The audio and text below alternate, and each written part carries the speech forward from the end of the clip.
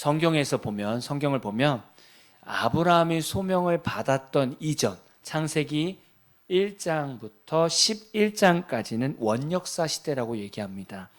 이 원역사 시대에서는 4대 사건이 있습니다. 첫 번째로는 천지창조, 두 번째는 인간의 타락, 세 번째는 대홍수 심판, 그리고 마지막 네 번째는 오늘 말씀처럼 바벨탑 사건입니다. 이게 원역사에서 네 가지 사건이죠.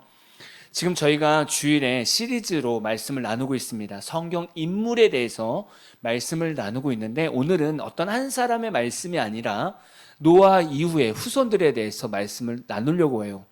도대체 노아 후손들이 무슨 일을 했을까? 그거에 대해서 같이 다루려고 합니다. 하나님께서 천지를 창조하시고 이 창조 역사와 온 인류에 하나님께서 주신 것이 뭐냐면 가장 밑바닥에 깔려있는 가장 중요한 것은 관계입니다. 관계. 인간은 이 땅에 태어나면서 절대로 혼자 살 수 없다는 거예요. 태어나면서 다른 사람들과 관계를 맺으면서 거기서 배우기도 하고 거기서 함께 살아가는 것이죠.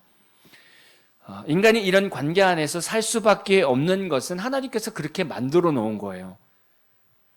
이 인간 자체, 그러니까 인간 자신 외에는 다 관계 안에서 살으라고 하는 겁니다.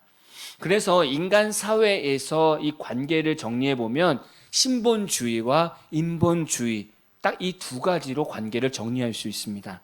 신본주의라는 것은 하나님과 인간 관계를 말하는 거예요. 우리가 하나님 중심으로 살아가는 것을 신본주의라고 하죠. 인본주의는 사람과 사람 사이에서의 관계를 말을 합니다. 사람과 사람이 만나서 서로 풀어가야 될 것들도 있고 서로 배워가야 될 것도 있고 서로 함께 해야 될 것들도 있잖아요. 이게 인본주의자입니다. 인본주의적 삶인 거죠. 근데 오늘 이 말씀에서는요, 이 두 가지 관계가 다 틀어진 거예요. 하나님과 사람 관계도 틀어진 거고 사람과 사람 사이에서도 서로 존중하며 살아가야 되는데 그 관계가 이상하게 바뀐 겁니다. 그 말씀인 거죠. 노아의 홍수 이후 사람들은 어떤 상황이었고 또 이들은 어떻게 살아왔으며 그 삶을 보면서 우리는 지금 어떻게 살아가야 되는지 오늘 말씀을 보면서 같이 돌아보려고 합니다. 첫 번째는요, 하나의 언어와 하나의 말이라는 거예요. 이 당시에는 하나의 언어와 하나의 말뿐이었다는 겁니다. 창세기 11장 1절 말씀입니다. 온 땅의 언어가 하나요, 말이 하나였더라. 당시 노아의 가족들만 이 홍수가 어마어마한 대홍수가 있었을 때 이 방주를 통해서 구원을 얻었습니다. 그러니까 노아의 후손들은 결국 노아의 가족들이 썼던 언어와 말이 전부였었어요. 당시의 언어와 말이라고 하는 것은 언어와 동일한 어휘를 말하는 거죠. 언어와 말은 약간은 다른 거죠. 이 두 가지가 다 하나였다는 겁니다. 현대 언어학자들이 그 당시의 언어를 보면서 연구한 결과 이런 얘기를 하는 거예요.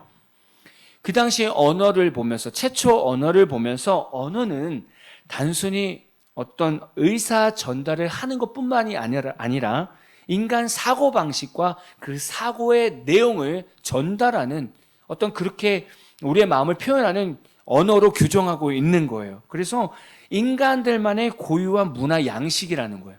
언어는 인간의 고유한 문화 양식이라는 겁니다. 언어는요, 본래 분석이나 연습이 아니라 직관적으로 습득이 된다는 거예요. 뭔가 배워서, 뭔가 가르쳐서 되는 것이 아니라 직관적으로 습득이 된다는 거예요. 그래서 언어는 인간이 발명하는 것이 아니라 근본적으로 부여받았다는 거예요. 당시 언어는요, 천지창조를 하신 하나님께서 단일 언어를 인간에게 주셨어요. 그래서 그게 계속 전승되어서 지금 노아 시대까지, 후손들까지 그 한 언어를 사용하고 있던 겁니다.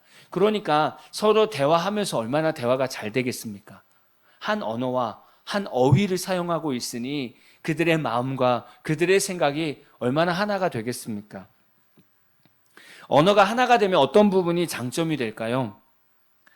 가장 지금 시대에서 생각해 본다면 의사소통의 장벽이 없기 때문에 모든 사람과 같이 생각을 공유할 수 있을 것 같습니다. 그죠?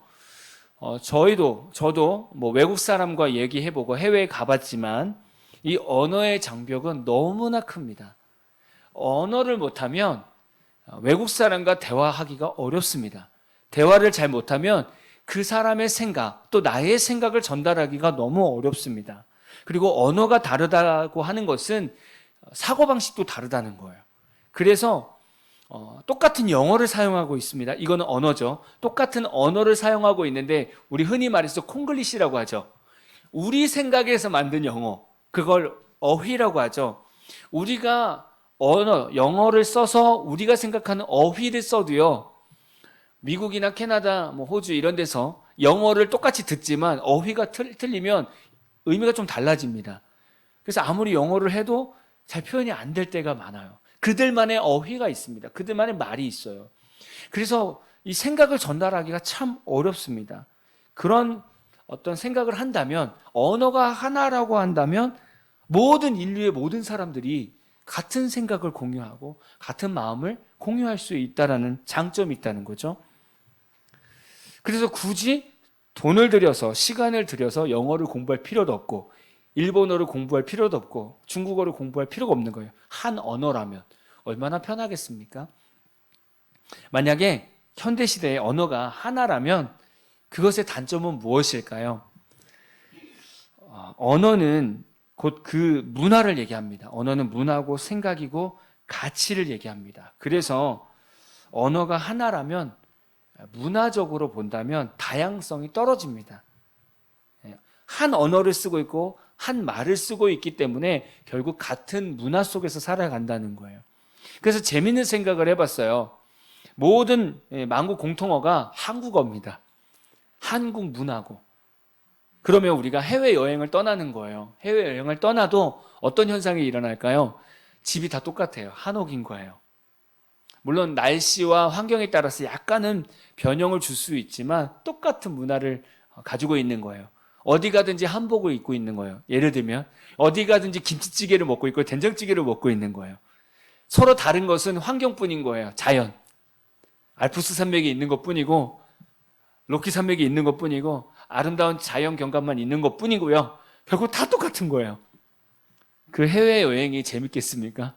지금 가치로 본다면 다 똑같은데 자연만 달라요. 물론 그것만 보기 위해서 여행은 가기는 가겠지만 독특한 어떤 문화가 없기 때문에 재미는 없겠죠. 이런 생각도 해볼 수 있을 것 같습니다. 어쨌든 하나님께서는 이 언어에다가 엄청난 영향력을 줬다는 거예요. 언어를 통해서 언어가 하나가 됨으로 인해서 사람들이 하나가 되는 거예요. 생각이 하나가 되고 사고방식이 하나가 되는 거예요. 하나님께서 인간에게 이렇게 동일한 언어를 주신 이유가 있지 않겠습니까? 아담에게 또 노아 시대까지 한 언어를 주신 이유가 있습니다. 창세기 1장 28절 말씀을 보면 하나님이 그들에게 복을 주시며 하나님이 그들에게 이르시되 생육하고 번성하여 땅에 충만하라 땅을 정복하라 바다의 물고기와 하늘의 새와 땅에 움직이는 모든 생물을 다스리라 하시니라. 물론 노아가 홍해 이 사건 이후로 하나님께서 이 노아에게도 창세기 9장 7절에 비슷한 축복의 말씀을 주셨습니다. 인간이 어떻게 살아가야 되는지 하나님께서 우리를 만드셨을 때 창조하셨을 때 인간에게 바라는 것 맡기던 사명이 있었습니다. 근데 저는 그 창세기 9장 7절보다 창세기 1장 28절 말씀을 우리 인간이 이루어 가야 된다고 보는 거예요. 하나님께서 인간에게 원하시는 게 뭐냐면 생육하고 번성해서 땅에 충만하라는 겁니다. 그러니까 자녀들을 낳아서 번성하라는 거예요. 근데 번성하는 것뿐만이 아니라 정복하라는 거예요. 그 정복 안에는 물고기와 새와 모든 땅을 다스리는 겁니다. 그러니까 열심히 자녀들을 낳아서 하나가 되고 그리고 내가 너희들에게 베푼 이 자연을 보면서 내가 원하는 모습, 선한 모습으로 이 땅을 정복해 가면서 다스려 가면서 나의 나라를 세워주지 않겠니라는 것이 하나님의 뜻이었던 거예요. 그래서 한 언어를 주신 거예요. 정복이라는 단어를 보니까 어원을 보면 라틴어에서 콩퀴로라는 단어를 씁니다. 콩퀴로. 이 콩퀴로에서 콘은 함께, 퀴로는 얻다. 그래서 함께 얻다, 정복하다라는 거예요. 그러니까 모든 세상, 하나님께서 주신 세상을 정복해가고 다스려 가려면 모든 사람이 함께 해야 돼요. 그 함께하는 루트 중에 하나가 언어였습니다. 그래서 하나님께서는 인간에게 하나님이 창조하신 세상을 정복해 가는 목적으로 언어를 하나를 줬던 거예요. 서로 말을 하나로 맞춰서 생각을 하나로 맞추고 사고방식을 하나로 맞춰서 하나님이 원하는 세상으로 정복해 나가기를 원하셨던 거예요. 인간의 사명이 그거였던 거죠. 근데 바벨탑 사건을 통해서 인간의 언어가 완전히 틀어졌습니다. 지금은 우리 모든 언어가 다 혼잡해졌어요.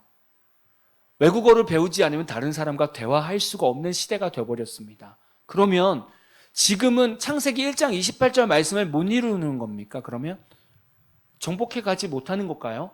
그런 묵상을 해봤습니다. 그런데 제 머릿속에 스쳐가는 언어가 하나 생겼어요. 그게 뭐냐면 바로 성경 말씀입니다. 말씀이 곧 언어고 말입니다. 우리 믿는 사람들이 말씀으로, 성경으로 하나님의 언어를 배우는 거예요. 되게 재밌는 건 교회 안에서만 쓰는 언어들이 참 많잖아요. 세상에서 잘 안 쓰는 성화, 거듭남, 은혜, 성령 충만, 이런 것들, 이건 교회의 언어잖아요. 약간. 그래서 불신자들이 교회에 오면 이런 언어들이 듣기는 하는데, 알아듣기는 하는데 무슨 의미인지 잘 모르잖아요. 그러니까 설교가 때로는 어렵다고 얘기해요. 왜냐하면 이런 의미들을 모르니까. 믿음의 사람들은 말씀을 통해서 하나님의 언어를 배우기 시작합니다. 다시 말하면 복음을 배우기 시작하죠. 그래서 그 복음의 언어가 내 안에 가득하면 결국 우리가 세상에 나아가서 내 행동이 내 언어가 되는 거예요. 내가 예수님의 사람으로, 예수님의 복음으로 살아가는 것 자체가 내 가치관을 보여주는 거고 내 사고를 보여주는 거예요. 믿음의 사람들이 함께 모여서 함께 대화할 때 거기서 말씀을 근거로 한 신앙의 대화를 하는 거예요. 내가 세상에서 믿지 않는 사람을 만났을 때 하나님의 말씀을 근거한 가치관과 사고방식을 가지고 대화를 하는 거예요. 세상 사람들은 야, 그런 사람 같이 하면 안 돼, 미워해야 돼 라고 얘기할 때 우리의 언어는 뭐예요? 아니야, 그래도 사랑해 줘야지, 그래도 이해해 줘야지. 이게 언어 아니에요? 우리가 이렇게 활동할 때, 이렇게 활용할 때 결국 그 사람들은 우리를 통해서 언어를 배우는 거예요. 하나님 말씀의 언어를 배우는 거예요. 모든 크리스찬들이 말씀의 복음의 언어로서 살아간다고 생각해 보세요. 이 땅이 왜 안 변합니까? 창세기 1장 28절 말씀처럼 이 땅을 정복해 갈 수 있지 않겠습니까? 우리가 정복하지 않는 게 아니죠. 정복하지 못하는 이유는 우리가 이 하나님 말씀의 언어를 평상시에 사용하지 않기 때문에 그렇습니다. 우리가 해야 될 것은 우리 삶 속에서 하나님의 언어를 쓰는 것부터 시작입니다. 이게 하나님께서 언어를 통해서 인간에게 주신 능력이에요. 그런데 두 번째 문제가 발생이 됐어요. 뭐냐면 하나님이 주신 언어, 그 한 언어가 하나님을 대항하게 만들어 버렸어요. 노아의 자녀들은요, 언어와 말이 하나였다고 말씀을 드렸어요. 하나님께서는 그 언어에게 강력한 힘을 주셨어요. 언어를 통해서 엄청난 능력이 나타나게 해주셨어요. 이제 노아의 후손들은요, 이 언어를 가지고 서로 마음을 합하고 생각을 합쳐서 하나님과 신본주의로 하나님과 함께하면서 인간들과 사랑을 나누면서 하나님 계획대로 선하게 이 땅을 정복해 가면 되는 거예요. 그게 아주 스탠다드 폼이에요. 근데요, 노아의 후손들은요, 그 마음속에 다른 마음을 품은 거예요. 하나님과 대항하려는 마음을 품은 거예요. 그래서 창세기 11장 4절 말씀이 나온 겁니다. 창세기 11장 4절 말씀 볼까요? 또 말하되 자, 성읍과 탑을 건설하여 그 탑 꼭대기를 하늘에 닿게 하여 우리 이름을 내고 온 지면에 흩어짐을 면하자 하였더니, 아니 언어가 하나고 말이 하나다 보니까 이런 생각을 하고 있는 거예요. 하나님의 생각과 반대로 가고 있는 거죠. 노아 후손들에게 어떤 생각이 들어온 겁니까? 첫 번째, 성읍과 탑을 건설하기 시작한 겁니다. 그렇게 결정한 거예요. 이들은 성읍과 탑을 건설하면서 자신을 위해서 건설하겠다는 거예요. 자신을 위해서. 성읍과 탑은요, 자신들의 영광의 의미입니다. 교만함의 상징인 거죠. 하나님은 인간을 왜 창조하셨어요? 하나님께 영광을 돌리기 위해서. 하나님 찬양합니다. 역시 하나님은 멋있어요. 하나님께 영광을 돌리기 위해서 인간을 창조했는데, 그 인간이 하나님께 영광을 돌려야 되는데 자신들이 영광을 받겠다는 거예요. 그래서 성읍을 쌓고 또 탑을 쌓는 겁니다. 그럼 우리 삶 속에서 성읍과 탑은 없겠느냐? 이 당시에 노아의 후손들도 자신들을 위해서 성읍을 쌓고 탑을 쌓는데, 그럼 우리 삶 속에는 그런 바벨탑이 없느냐? 성읍이라는 것은 외부로부터 우리를 보호하는 시스템이죠. 그죠? 기능입니다. 지금으로 말하면 내 자신을 보호하고 있는 내 자아입니다. 내 자아. 이게 성읍이에요. 탑은요, 멀리서도 훤히 보일 수 있는 상징입니다. 우리로 말하면 내 명예고요, 내 권력입니다. 이게 탑이죠. 현대 사람들이 가장 좋아하는 거 아니겠습니까? 내 영역, 내 욕심, 내 목표를요, 누군가 간섭하는 거 별로 싫어합니다. 이렇게 하면 안 돼. 당신 그렇게 하면 안 돼. 이거 별로 안 좋아해요. 당신이 뭔데 나한테 이래라 저래라 해. 자신이 원하는 것이 있으면 어떻게든 그것을 쟁취하려고 해요. 그 목표를 달성하려고 합니다. 자신이 돈을 많이 벌고 싶으면 그 목표를 달성하려고 해요. 그 목표를 달성하는 데 있어서 어떤 사람이 마음이 속상하고 어떤 사람이 손해보고 어떤 가족이 막 상처를 받아도 상관없어요. 그냥 내가 돈을 많이 벌면 되는 거예요. 최근에 뉴스 보니까 어떤 유명한 헬스 회사죠. 프랜차이즈를 많이 갖고 있는 회사 사장이 갑자기 부도를 내버렸어요. 그 전날까지 회원을 받으면서 어마어마한 회비를 받으면서 어떤 사람은 50만 원, 어떤 사람은 80만 원, 심지어 어떤 사람은 200만 원 회비를 내면서 헬스장을 끊었는데 갑자기 부도 났다고 연락이 오는 거예요.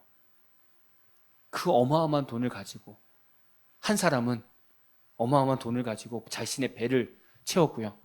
어떤 사람은 힘들게 알바해서 운동 좀 해보겠다고 다 올인했는데 다 날린 거예요. 이 자신의 욕심을 위해서 살아가는 이 사람 삶에는 이 바벨탑이 있는 거예요. 성읍이 있는 거고 탑이 있는 거예요. 이런 사람들 우리 삶 가운데 비일비재합니다. 너무 많아요. 자신이 옳다고 판단하는 겁니다. 모든 것이 자신이 옳다고 생각하고요. 자신이 옳다고 생각하는 거에 있어서는 아집 부리고 고집 부리는 거예요. 절대로 안 바뀌는 겁니다.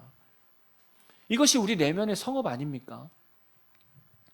느헤미야 9장 29절 말씀 보면 현대인의 성경으로 읽어드릴게요. 주는 그들에게 주의 법에 순종하라고 경고하셨지만 그들은 교만하여 사람이 지키기만 하면 생명을 얻는 주의 법을 거절하고 주의 명령에 불순종하며 고집을 피우고 주의 말씀을 듣지 않았습니다. 느헤미야의 기도죠. 이스라엘 백성이 이랬다는 거예요. 교만하고요. 아주 고집 부리는 거예요. 그냥 말씀만 순종하면 그냥 그 말씀 속에서는 생명이 있는데 그걸 거부한다는 거예요. 뭐 때문에? 성읍 때문에 안 받아들이는 거예요. 자신의 성읍 때문에. 내 자아를 절대 깨고 싶지 않은 거죠. 우리는 지금 노아 후손처럼 언어가 하나로 되어 있는 상태에서 살고 있는 건 아니지만 여전히 우리 내면에는 이 바벨탑이 있습니다. 바벨 성이 있습니다. 그런 성이 있어요. 예수의 복음을 들어도요, 우리는 절대 이 성읍을 헐지 않습니다. 절대로 이 탑을 절대로 허물지 않아요. 고집부립니다. 아니에요. 내가 옳아요. 하나님 필요 없습니다. 하나님 여기까지 타치하지 마세요. 이게 우리가 돌아봐야 될 인생인 거죠. 성도들은요, 자신의 성을 쌓고 탑을 쌓은 다음에 적당히 신앙생활을 합니다. 적당히 어떤 기준을 잡고 생활합니다. 내가 피해보는 거에 있어서는 절대로 양보하지 않습니다. 그게 성이잖아요. 하나님께서 쳐들어오지 못하도록 쌓아놓는 게 성입니다.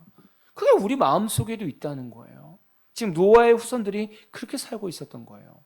두 번째, 자신들의 이름을 내고 싶어 한 거예요. 노아의 후손들이 원하는 인생은 자신들의 명예를 막 높이는 겁니다.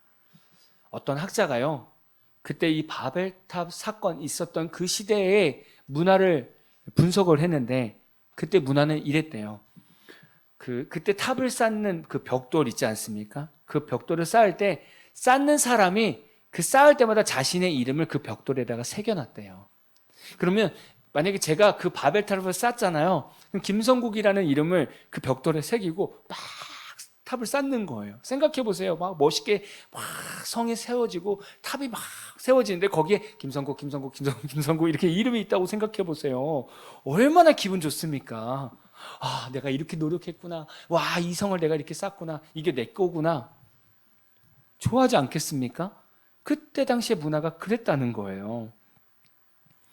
자신의 명성이 높여지는 거죠.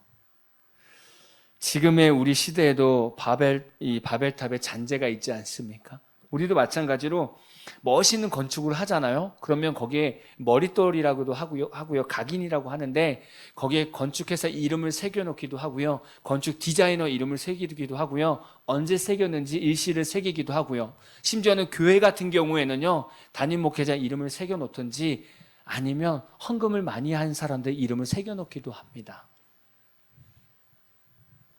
그것이 똑같지 않나요? 자신의 이름을 높이고 싶은 거예요. 사람들이요, 자꾸 자신의 이름을 알리고 싶고요, 자신의 이름을 올리고 싶고요, 자신의 이름값을 자꾸 하고 싶은 거예요. 이게 바벨탑의 잔재입니다. 참 너무 슬픈 상황 아닙니까? 목회자들도 똑같은 것 같고요. 다 똑같습니다. 어떤 교회 행사가 있는데요.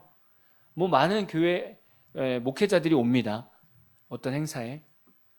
그러면 거기 예배 진행을 맡는 많은 목사님들이 있을 거 아니에요?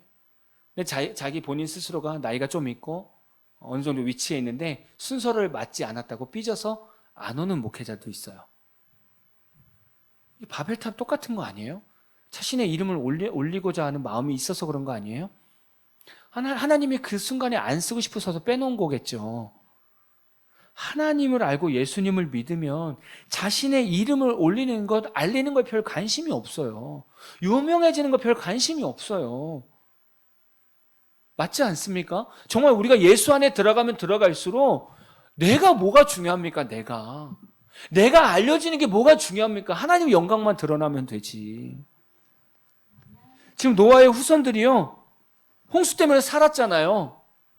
홍수 때문에 하나님의 은혜 때문에 구원을 얻은 거예요.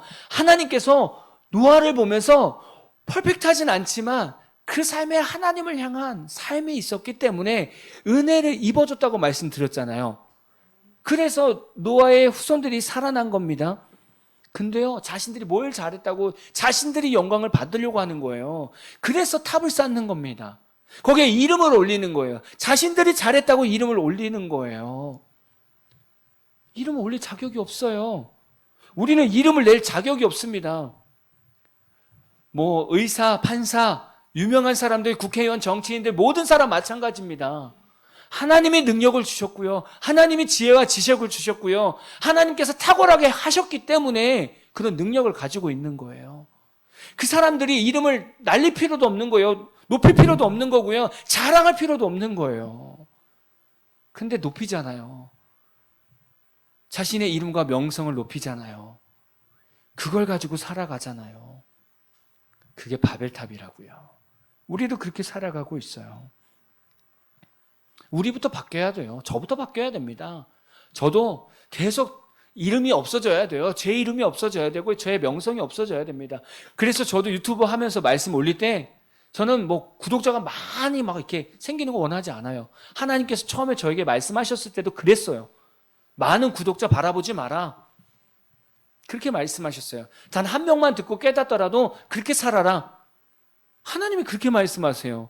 바벨탑하고 완전 반대 아닙니까?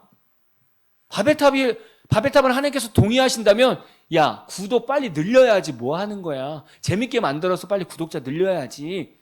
야, 예민한 설교하지 마. 다 들을 수 있는 설교해. 하나님이 그렇게 명령하지 않겠습니까? 근데 그게 아니라는 거예요. 그 부분에서 자유하니까 말씀 묵상 남기는 것도 마음이 편합니다. 우린 그렇게 살아야 돼요. 우리가 앞으로 살아가면서 우리 이름 알릴 생각 하지 말아야 돼요. 뭐 높일 생각 할지도 말아야 돼요. 뭐 잘한 거 자랑할 것도 없어요. 그냥 하나님만 드러나는 삶 살아야 됩니다. 근데 노아 후손이 그게 없었다는 거예요. 노아 후손들이. 그러니까 하나님의 속 터지는 거예요. 마지막 세 번째는 뭐냐면 흩어짐을 면하고자 벽돌을 쌓았다는 거예요. 노아의 후손들은요, 성읍과 탑을 쌓으려는 이유 중에 하나가 홍수 때처럼 하나님께 제거되지 않기 위해서 벽돌을 쌓은 거예요. 다시는 하나님께서 인간을 쓸어버리지 못하도록 인간 스스로 하나님 앞에서 방어벽을 만드는 겁니다. 야, 안 되겠어. 하나님 보니까 야, 물러 쓸어버리네. 안 되겠다. 우리 강력한 성을 만들고 탑을 세우자. 벽돌을 쌓는데요, 보통은 진흙으로 벽돌을 쌓았습니다. 근데 이 당시에는요, 역청으로 진흙 대신 탑을 쌓고 성읍을 쌓았습니다. 역청은요, 아스팔트라고 얘기하거든요. 우리 도로를 뭐라고 해요? 아스팔트라고 얘기하죠.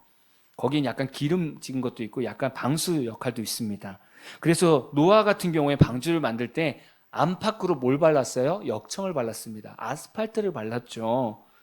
노아의 후손들이 성을 쌓고 탑을 쌓는데 역청을 발랐습니다. 그 이유는 뭐예요?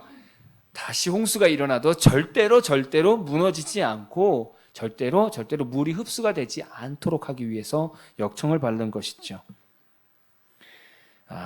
물로 죽지 않겠다. 이제는 다시는 물로 죽지 않겠다. 이 오기 하나로 지금 성읍을 쌓고 탑을 쌓는 거예요. 하나님을 그렇게 바라보는 거죠. 자, 생각해 보세요. 근데 노아 시대 때 왜 사람들이 죽었습니까? 모두 타락했다는 거예요. 하나님 앞에서 타락했습니다. 하나님 말씀에 불순종했어요. 그래서 하나님이 참다 못해서 죽여버렸어요. 근데 노아 자손들이 생각할 때, 후손들이 생각할 땐 우리도 자칫하면 이렇게 죽겠구나 라는 생각을 하지 않았겠습니까? 그래서 방수 역할을 하는 역청으로 성을 쌓고 탑을 쌓기 시작한 거죠. 하나님의 심판에 대한 부정적인 생각이 노아 후손들에게 있었다는 거죠. 현대시대에서 불신자들에게 전도할 때 불신자들은요, 벌써 믿음의 사람들이, 기독교인들이 전도하는 것처럼 보이면 안 받습니다. 뭐 전도지만 안 받습니까? 요즘에는 뭐 가게 오픈했다고 전단지 돌리면 안 받잖아요. 더더욱 이 교회 전도지는 안 받습니다. 거들떠 보지도 않아요. 그거는요, 이미 이들 마음속에 기독교의 반감심, 나는 기독교 절대 난 교회 안 가 라는 아주 단호한 마음을 갖고 있는 거예요. 그게 역청입니다. 절대로 흡수되지 않는, 나는 절대 교회에 받아들이지 않아. 역청을 발라버리는 거예요. 근데 비단 불신자뿐만이 아니라 지금의 성도들도 마찬가지입니다. 그리스도인들도 자신의 삶을 보면서 아까도 앞에서 말씀드렸지만 어느 정도 선을 긋고 신앙생활을 한다는 거예요. 그래서 하나님의 심판은 바라보는데 또 구원은 간구하지만 심판과 구원 그 어느 중간에 딱 서서 신앙생활을 하고 있다는 거예요. 더 이상은 받아들이지 않는 거예요. 성을 쌓고 거기에 아스팔트, 역청을 발라서 절대로 스며들지 않게 만들어버리는 겁니다. 과거에 많은 사도들과 선교사들은 예수님 때문에 또 하나님 때문에 순교했습니다. 그리고 점점 현대시대에 오면서도 많은 사람들이 은혜 받으면 목회자로 서원하고요, 선교사로 서원을 했습니다. 요즘은 어떨까요? 요즘에는요, 은혜 받기가 두려운 거예요. 왜냐하면 은혜 받으면 꼭 목사 꼭 해야 될 것 같고 선교사 꼭 해야 될 것 같아서 적당선을 유지하는 거예요. 은혜는 받고 싶지만 목회할까 봐, 선교하라고 할까 봐 적당선을 유지하면서 신앙생활을 합니다. 또한 우리가 신앙생활하면서 세상에 나가서도 적당히 신앙생활을 하고 싶은 거예요.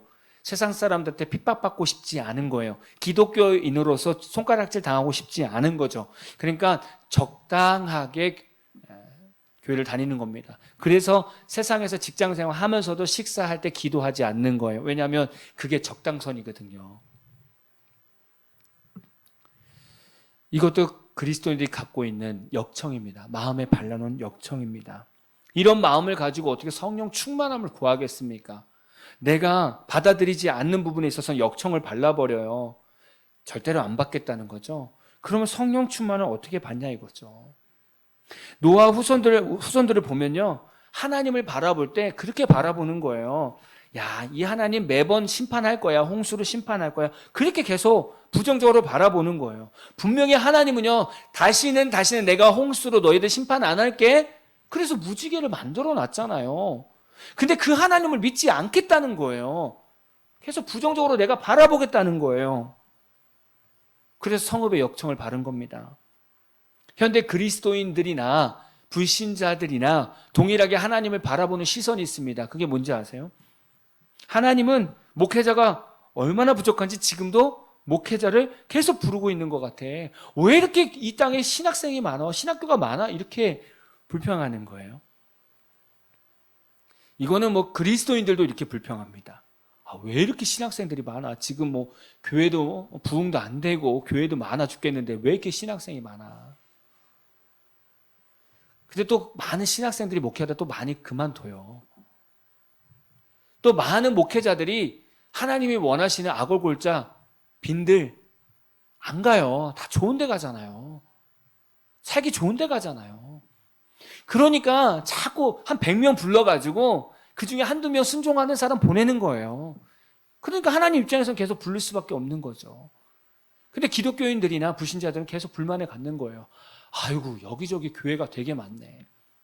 근데요, 저도 이 작은 교회에 와보니까 하나님은 교회를 세우시는 이유가 있더라고요. 교회마다 사명이 있어요. 기도해야 될 사명이 있고요. 전도해야 될 사명이 있고요. 교회들마다 사명들이 달라요. 큰 교회는 큰 교회 나름대로 하나님께서 그렇게 부흥시켜 주신 거예요.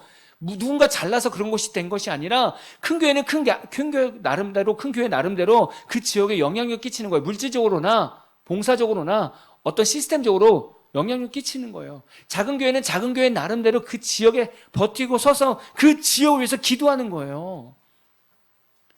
그걸 감당하기 위해서 하나님을 계속 부르는 거죠. 근데 하나님을 향한 부정적인 생각을 갖고 있으면요, 신학교 다 없애야 돼. 신학생 다 없애야 돼. 이런 얘기만 하고 있는 거예요. 또 동일하게 마찬가지입니다. 하나님은 선교사를 못 보내서 안 달란 것 같아. 이런 생각을 하는 거예요.